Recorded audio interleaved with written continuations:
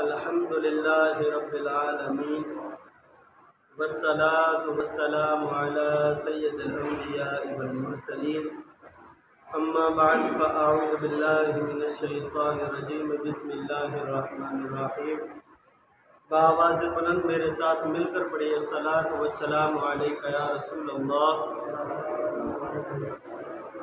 وعلی آلک واصحابک یا حبیب اللہ الصلاۃ والسلام علیک یا نبی اللہ وعلی آلک واصحابک یا نور اللہ۔ قریب قریب تشریف لیں، آپ آگے آ جائیں، مہربانی فرمائیں آگے آ جائیں۔ نبی پاک صاحب دولت صلی اللہ تعالیٰ علیہ وآلہ وسلم کا فرمان عالیشان ہے، تم اپنی مجلسوں کو مجھ پر درود پاک پڑھ کر آراستہ کرو، بے شک کل بروز محشر یہی تمہارا درود پاک پڑھنا تمہارے لیے نور ہوگا۔ صلو علی الحبیب صلی اللہ تعالیٰ علی محمد صلی اللہ علیہ وآلہ وسلم۔ ماہ ذی الحجۃ الحرام کی آمد ہے، آج پہلی تاریخ ہے۔ آئیے قربانی کی حقیقت کیا ہے اس پر ہم چند باتیں آپ کے سامنے بیان کرتے ہیں۔ اللہ رب العزت نے قرآن مجید فرقان حمید کے اندر ارشاد فرمایا قل ان صلاتی ونسکی ومحیای ومماتی للہ رب العالمین۔ رب کائنات نے ارشاد فرمایا بے شک یہ میری نماز اور یہ نسکی اور میرا مرنا میرا جینا سب کچھ جو ہے یہ رب کائنات کے لیے، ٹھیک ہے جی۔ معزز سامعین کرام، اسلامی سال کا پہلا مہینہ محرم الحرام ہے اور آخری مہینہ ذی الحجۃ الحرام ہے۔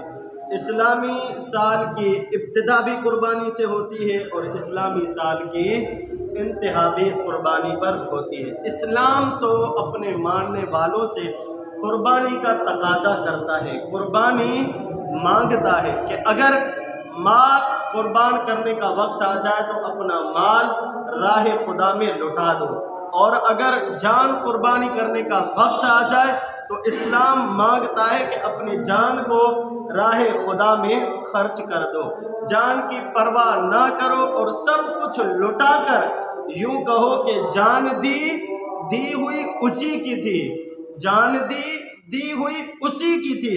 حق تو یہ ہے کہ حق بھی ادا نہ ہوا، حق تو یہ ہے کہ حق بھی ادا نہ ہوا، سب کچھ لٹا کر بندہ یہ کہے اسلام دین اسلام ہمیں یہی طلب کرتا ہے۔ کربلا کے میدان میں حضرت سیدنا امام حسین رضی اللہ تعالیٰ عنہ نے حق کی خاطر خاندان نبوت صلی اللہ علیہ وآلہ وسلم کی قربانی کی پیش کی، اور جد الانبیاء حضرت سیدنا ابراہیم خلیل اللہ علی نبینا علیہ السلام بھی رضائے محبوب کی خاطر اپنی آنکھوں کے تارے، دل کے سہارے، اکلوتے فرزند اپنے بڑھاپے کی لاٹھی سیدنا اسماعیل علیہ السلام کو قربان کرنے پر تیار ہو گئے۔ خاندان کے خدا نے ان کے پیارے خلوص کو قبول فرماتے ہوئے بیٹے کی جان کو بچا لیا اور جنت سے دمبا منگوا کر آپ کی دمبا منگوا کر آپ کے لیے ذبح کروا دیا گیا۔ سبحان اللہ۔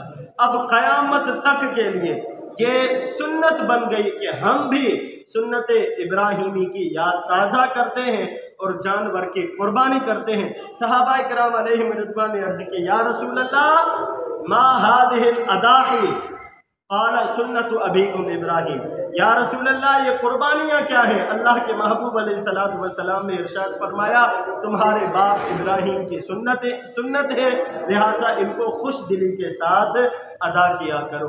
اللہ کے حبیب علیہ السلام نے ارشاد فرمایا 10 ذی الحجۃ الحرام سے لے کر 12 ذی الحجۃ الحرام تک یہ 3 دن جو ہے قربانی کے دن ہے۔ قربانی کیا ہے؟ قربانی یہ شعائر اسلام سے ہے، دین اسلام کے نشانیوں میں سے ایک نشانی ہے۔ قربانی کی عبادت ہر دور میں کسی نہ کسی رنگ میں ہوتی چلی آ رہی ہے۔ اللہ تبارک و تعالیٰ نے اپنے محبوب علیہ الصلوۃ والسلام کو حکم فرمایا فَصَلِّ لِرَبِّكَ وَانْحَرْ، تو اے محبوب تم اپنے رب کے لیے نماز پڑھو اور قربانی کرو۔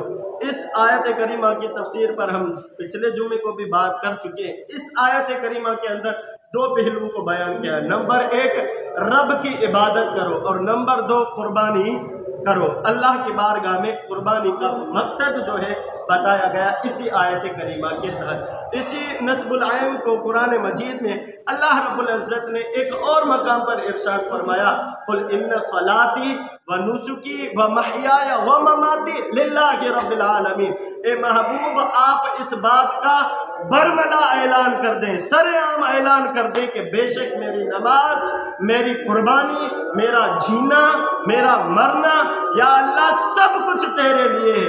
جو لوگ ان آیتوں پر غور کرتے ہیں، جو لوگ ان آیتوں پر غور کرتے ہیں، وہ عبادتوں کا فلسفہ اور عبادتوں کا جو مقصد ہوتا ہے وہ اس کو سمجھنے میں کامیاب ہو جاتے ہیں۔ ہر عمل اور ہر عبادت کی یہ روح ہے کہ وہ فقط اللہ کی رضا کے لیے کیا جائے، اور یہی اسلام کا طریقہ رہا ہے، اور یہی اس کی حقیقی روح ہے۔ گویا کہ اگر ہم قربانی کریں، اللہ کی کوئی بھی عبادت کریں، تو اس کا فقط اور فقط ایک ہی مقصد ہونا چاہیے، وہ کیا؟ رب کائنات کو راضی کرنا، اس کے حبیب علیہ الصلوۃ والسلام کی تعلیمات پر عمل کرنا۔ اب آئیے اسلام ہے کیا؟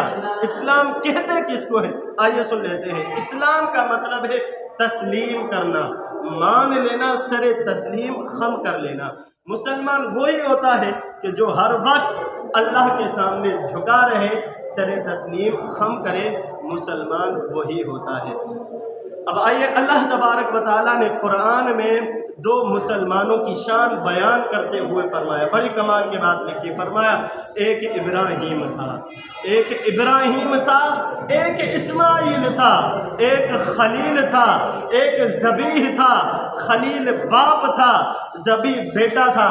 میں نے باپ کو حکم دیا کہ میری راہ میں بیٹا قربان کر، پھر نہ باپ نے دیر کی نہ بیٹے نے دیر کی۔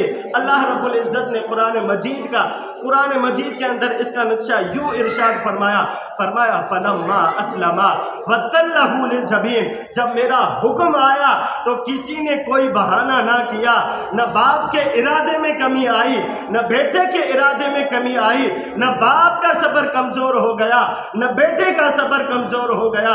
جب ابراہیم علیہ السلام نے اپنے بیٹے کو جبین کے بل زمین پر لٹایا اور چھری چلانے لگے تو نیچے سے حضرت اسماعیل علیہ السلام بولے ابا جی دیر کیوں کر رہے ہو؟ جب رب کا حکم آ گیا ہے تو اس میں تاخیر نہیں ہونی چاہیے، لیٹ نہیں ہونے چاہیے، مجھے جلدی سے ذبح کر دو۔ میں وعدہ کرتا ہوں کہ سسکی بھی نہیں بھروں گا، آہ بھی نہیں بھروں گا۔ کیوں؟ کیونکہ میں وفادار خدا ہوں، کیونکہ میں وفادار خدا ہوں۔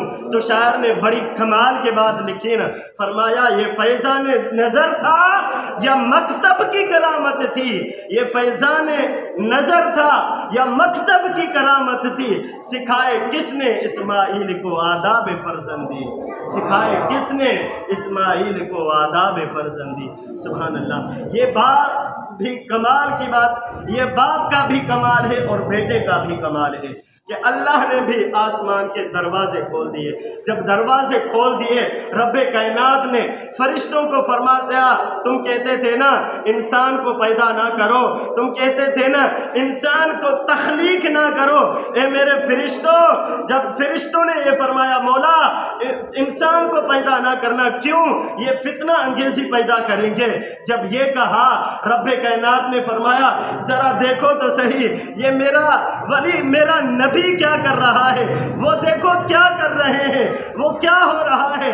دیکھو تم نے تو صرف تصویر کا ایک رخ دیکھا ہے، آؤ تصویر کا تمہیں دوسرا رخ بھی دکھاتا ہوں۔ فرمایا فرشتوں نے حیرت کے ساتھ دیکھ کر تعجب کے ساتھ کہا سبحان اللہ نبی یقود نبیا، اے اللہ تو کتنا پاک ہے، نبی کو ذبح کر رہا ہے، مولا تو کتنا پاک ہے، نبی کو ذبح کر رہا ہے۔ اب فرشتے خدا کی تسبیح پڑھ رہے ہیں، حوریں اللہ کی قدرت پر خود بدم ہے، خدا بھی قربانی کا منظر دیکھ رہا ہے۔ یہ ہے قربانی، یہ ہے قربانی کی حقیقت۔ اور دنیا کا دستور ہے، اگر کوئی کسی کی ہیلپ کر دے، کوئی 10 روپے 50 روپے 100 روپے کسی پر لٹا دیتا ہے اور دنیا میں سخی ہو جاتا ہے اور مشہور ہو جاتا ہے، تو یہ تو بھائی بڑا سخی ہے۔ آؤ تمہیں میں بتاتا ہوں سب سے بڑا سخی ہوتا کون ہے۔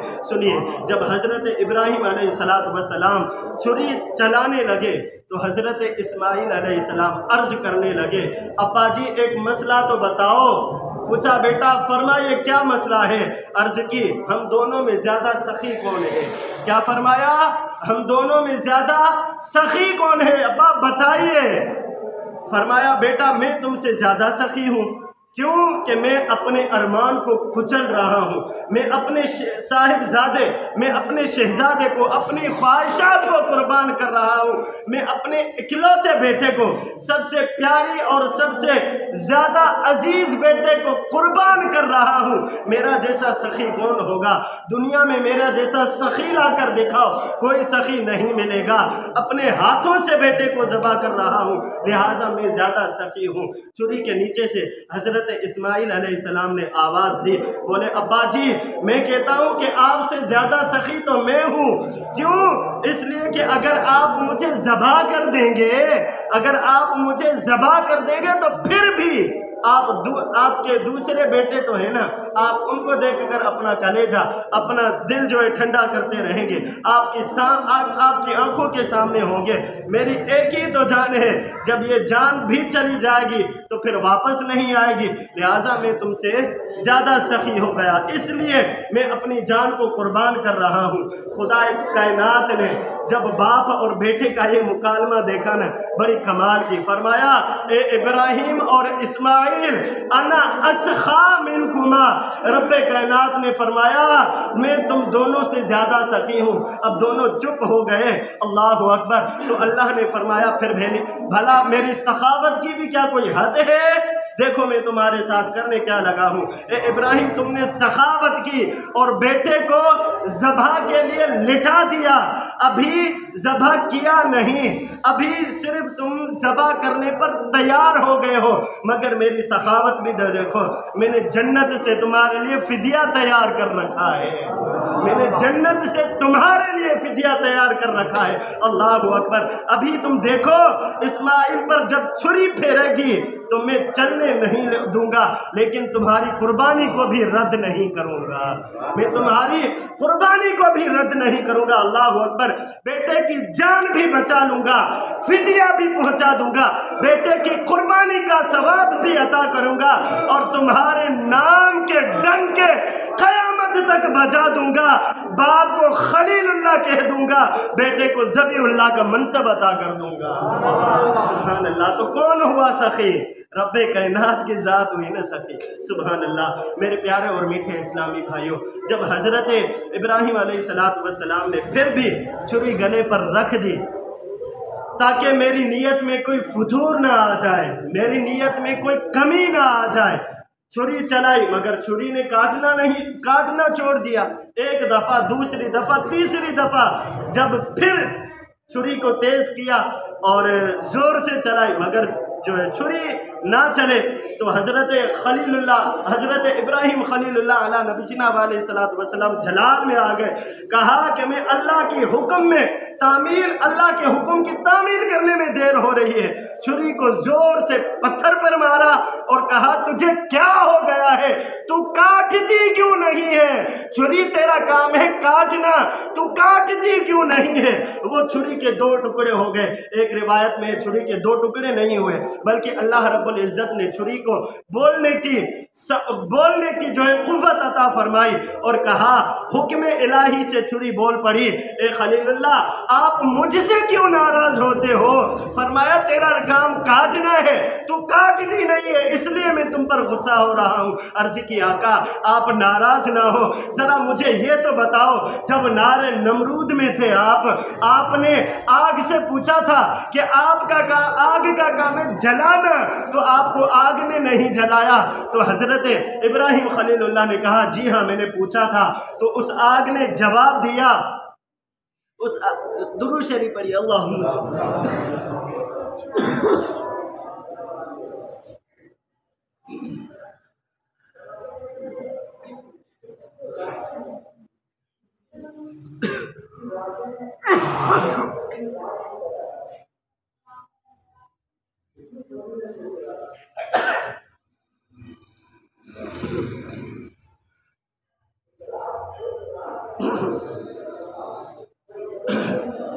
उस छुरी ने जवाब दिया कि मुझे, उस आग ने जवाब दिया कि मुझे रब का हुक्म है कि आग हज़रत इब्राहिम खलीलुल्लाह ज़रा बराबर भी नहीं छूना।